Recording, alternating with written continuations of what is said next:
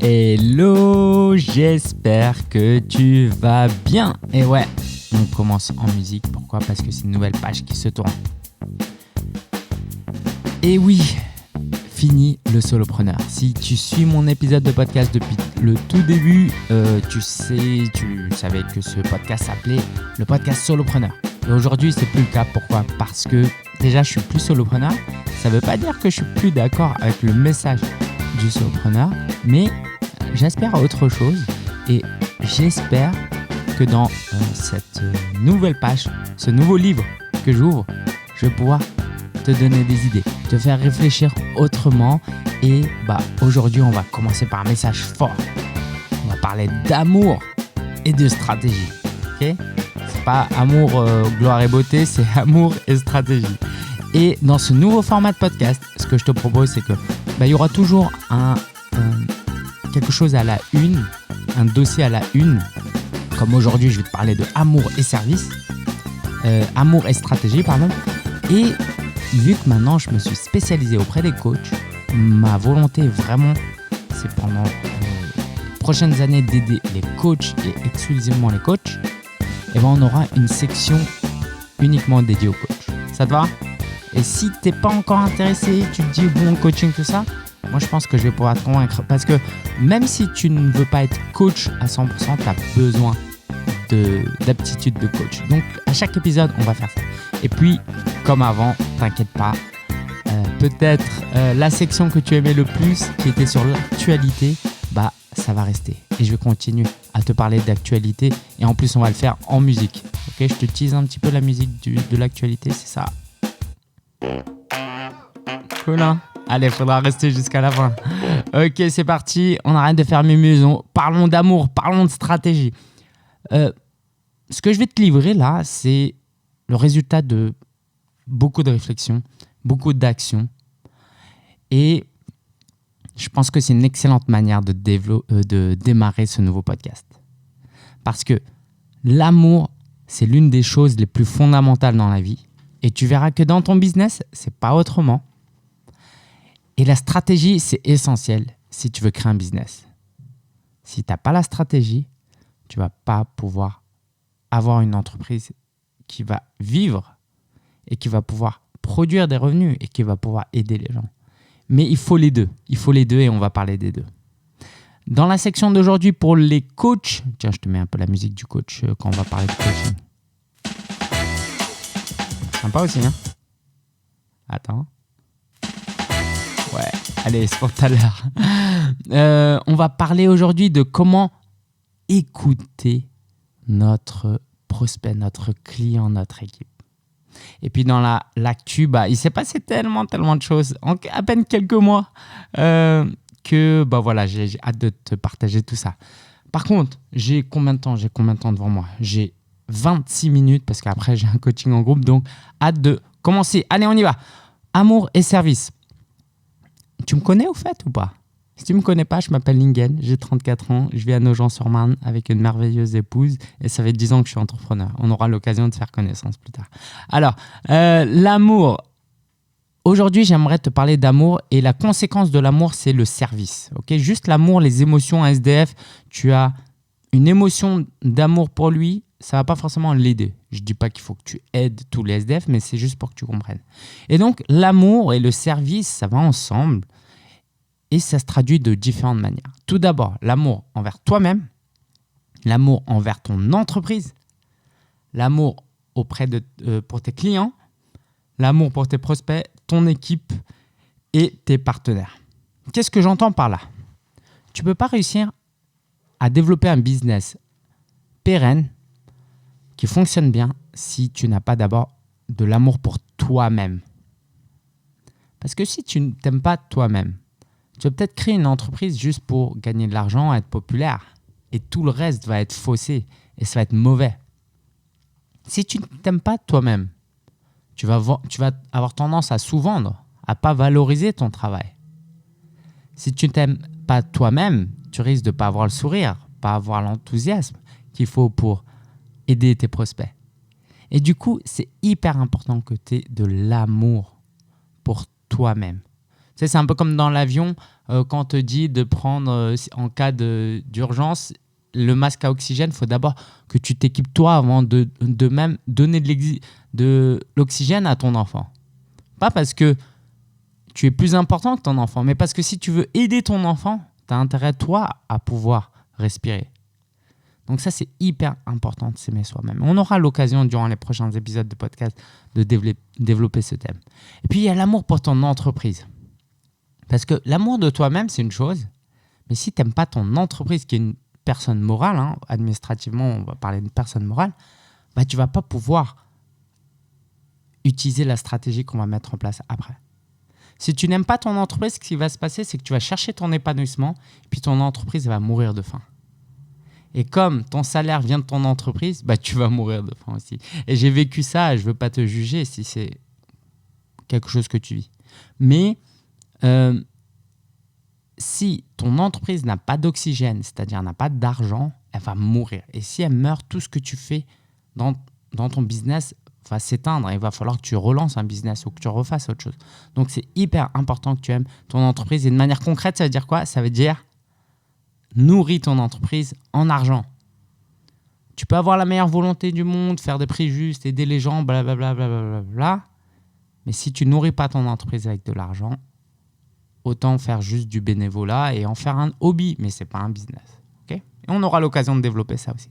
Évidemment, aimer tes clients. Si tu n'aimes pas tes clients qui te payent parce qu'ils te font confiance, parce qu'ils ont quelque chose et ils attendent quelque chose de ta part, c'est quoi ? C'est pas éthique, c'est un mensonge, c'est de l'arnaque. Donc, aime tes clients, sers tes clients, donne-leur encore plus que ce qu'ils imaginaient. Okay ? Ça, c'est hyper important. Sois au service de tes clients. Les Américains vont facilement employer le mot « serve ».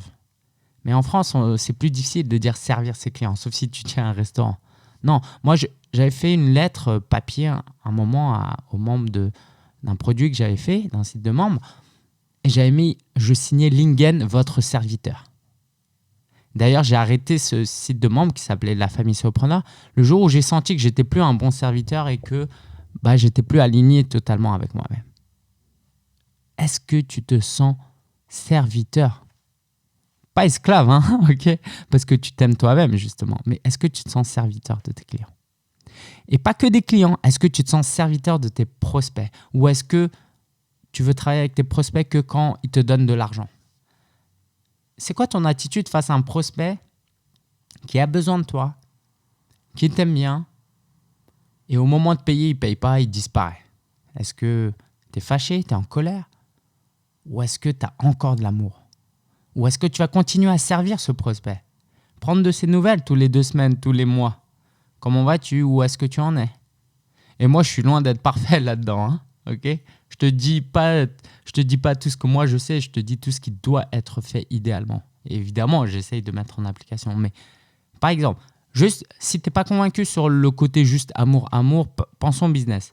Un prospect qui te dit non.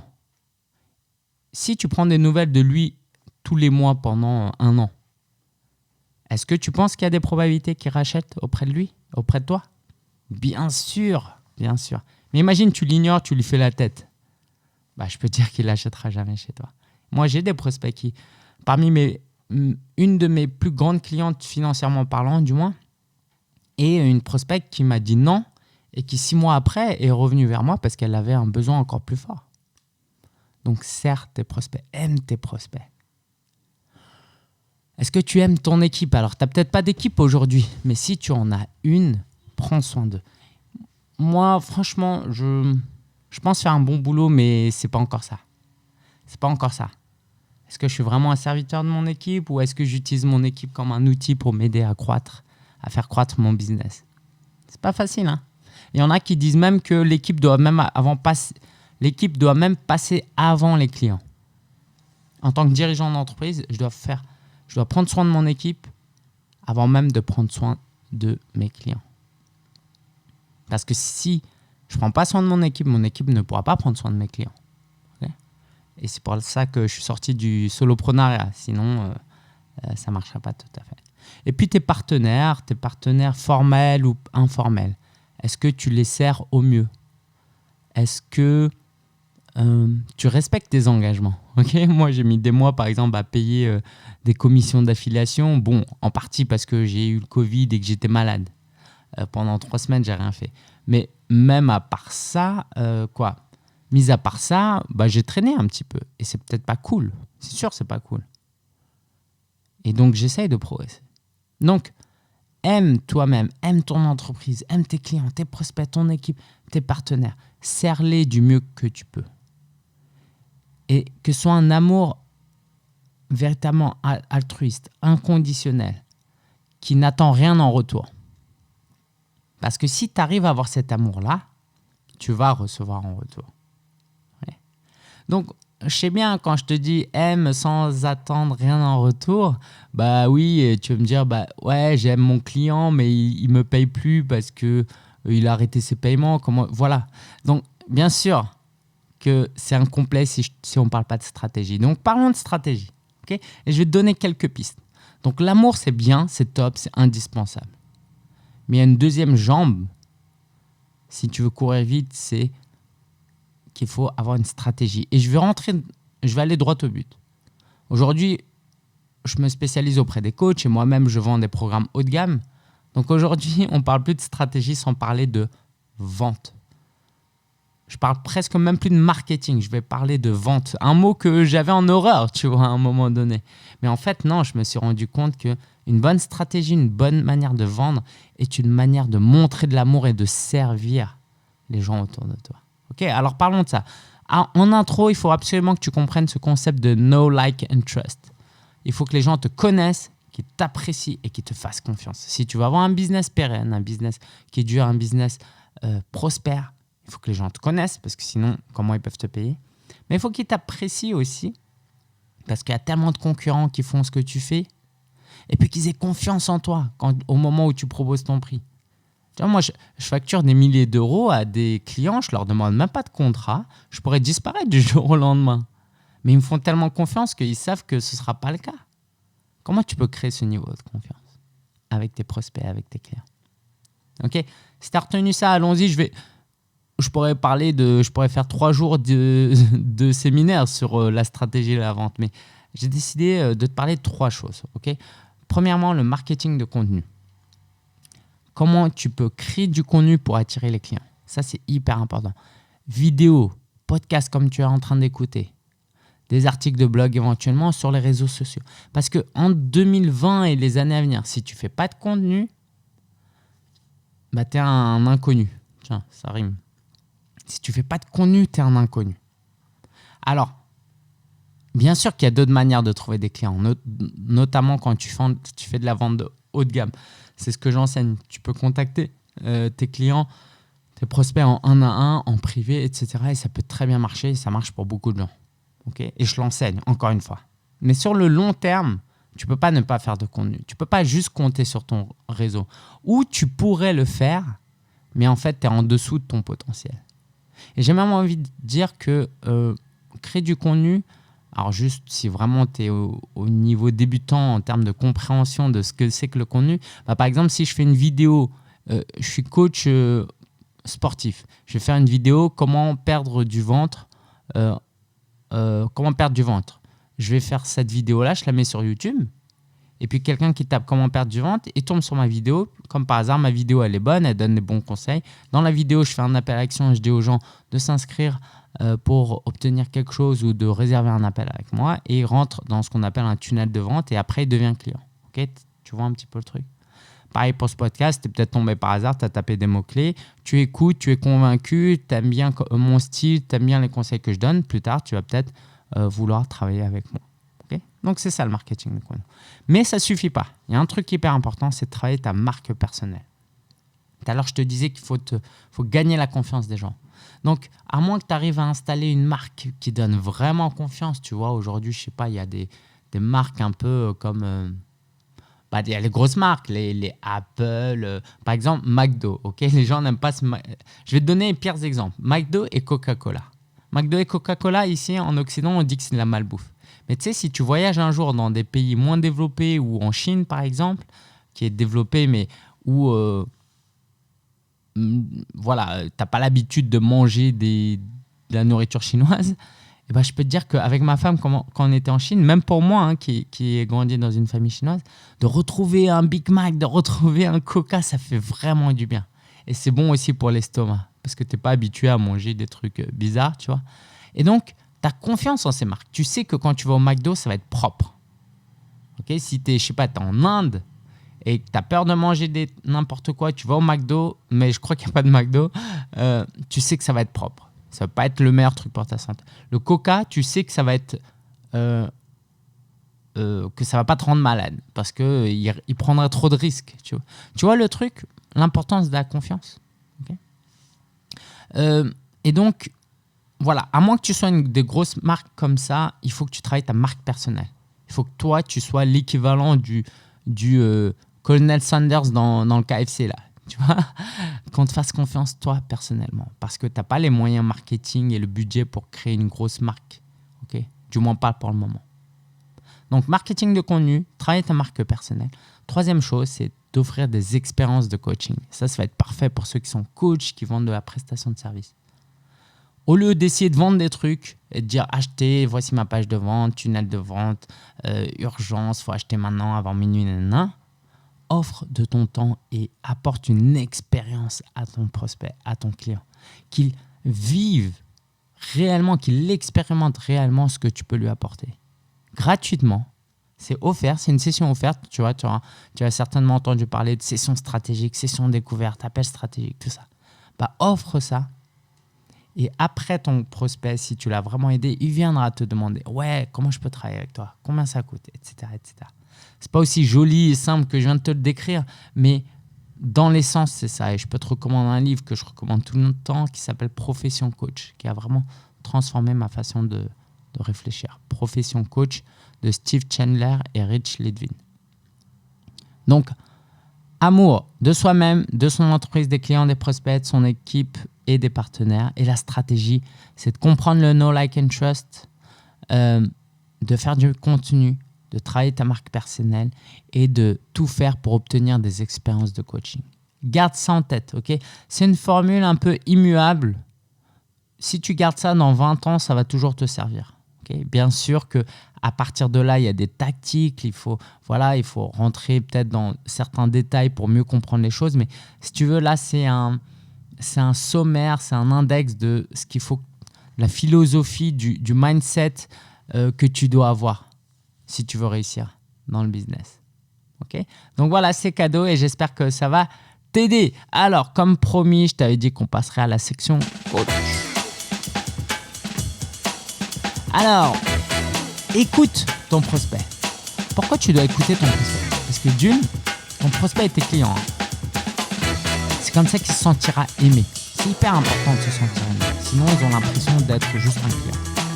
C'est hyper utile aussi parce que c'est plus efficace. Tu peux aider ton client plus efficacement si tu comprends ses problèmes. Parce qu'il n'y a rien de pire que de donner un conseil et de faire un hors-sujet. Tu sais. Il te dit j'ai mal à la dent, toi tu commences à lui couper les cheveux, tu vois, ça sert à rien. Donc il faut écouter. Ah, j'ai mal à la dent. Ah, ok, dis-moi, c'est quel type de douleur, quelle dent ? Non, ça c'est hyper important. Donc aider ton client à se sentir aimé, mieux comprendre son problème, et puis aussi si tu te tais et que tu écoutes ton prospect, il va, en prononçant lui-même ses questionnements, ses réflexions, il va trouver ses réponses. Et toi, tu seras juste là, un spectateur, à regarder la transformation de ton client. Donc j'espère que ce conseil t'aide. Je sais pas combien de temps elle dure la musique. Je devrais m'adapter à la durée de la musique. Non, il me reste 38 secondes. Okay. Est-ce que je vais combler 35 secondes ? Ouais, j'ai envie de te dire que tiens, une image, comme ça va te rester gravé dans la tête. Pourquoi Dieu nous a créés avec 2 oreilles et une bouche ? Pour qu'on écoute 2 fois plus. Et ça, c'est hyper dur. Donc si comme moi, t'aimes beaucoup parler quand même, prolonge tes sessions stratégiques, assure-toi que tes clients t'écoutent pas mal, tes sessions de coaching et stratégiques, qu'ils aient le temps de parler, et pas que toi parler. Et puis, fais un podcast. Okay, je sais pas si tu as compris. Attends, je vais gratter quelques secondes. Assure-toi qu'ils aient le temps de bien s'exprimer, quitte à ce que tu prolonges un peu la session. Tu vois, peut-être qu'il faudrait qu'ils parlent 70% du temps et toi 30% du temps, Mais si tu vois que tu parles 50% du temps et eux 50%, bah fais une session un peu plus longue. Comme ça, tu prendras quand même le temps d'écouter. Et puis, balance ton podcast si t'es bavard comme moi. Allez, bah non, c'est pas fini. C'est pas fini. C'est quoi là? C'est l'actu. Alors l'actu, je vais pas trop entrer dans le détail parce que vu que ça fait des mois que je suis pas trop actif dans le podcast, je vais te donner les grandes lignes et on aura l'occasion d'approfondir. Ça te va? Et puis on se retrouvera toutes les semaines. Allez, bah mon business model il a pas mal changé. Je vends plus de formation. Je vends des programmes d'accompagnement. J'ai quelques produits d'appel, des livres notamment, mais aujourd'hui, j'ai que des programmes d'accompagnement qui sont assez chers parce que en fait, moi ça me coûte cher et parce que j'ai envie de mettre le paquet et aider les clients profondément. J'ai remarqué qu'en fait, juste en formant, j'étais pas assez efficace. Moi, je voulais aider plus profondément et pour ça, c'est une partie accompagnement. Mais c'est un programme de mentorat pour ceux qui veulent vraiment travailler en un à un avec moi. Et c'est un gros changement de modèle avec les risques que ça implique, mais pas tant ça non plus. Et je peux te dire que c'est rentable parce que plus tu aides profondément tes clients, plus tu peux en tirer de la valeur financièrement aussi. Ça, je vais te parler de ça plus tard. Ça aussi, je suis en train de lire. J'ai sorti mon livret renouvellement.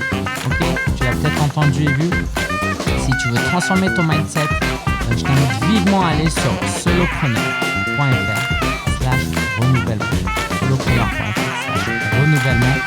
Ça va te rediriger vers mon livre. C'est un livret de 15 jours pour transformer ton mindset. Et il y a des bonus, il y a des audios avec de la musique et tout. Donc, je t'invite à aller sur solopreneur.fr/renouvellement, lien en description. Et aussi, ce que j'ai envie de te dire, c'est que je vais partir en Alsace forcément, très sûrement, pas définitivement, juste pour un temps de vacances. Ça va nous faire du bien après quelques mois de confinement. J'espère que tu vas bien, que tu as aimé ce premier épisode de podcast de ce nouveau livre que tu aimes la musique.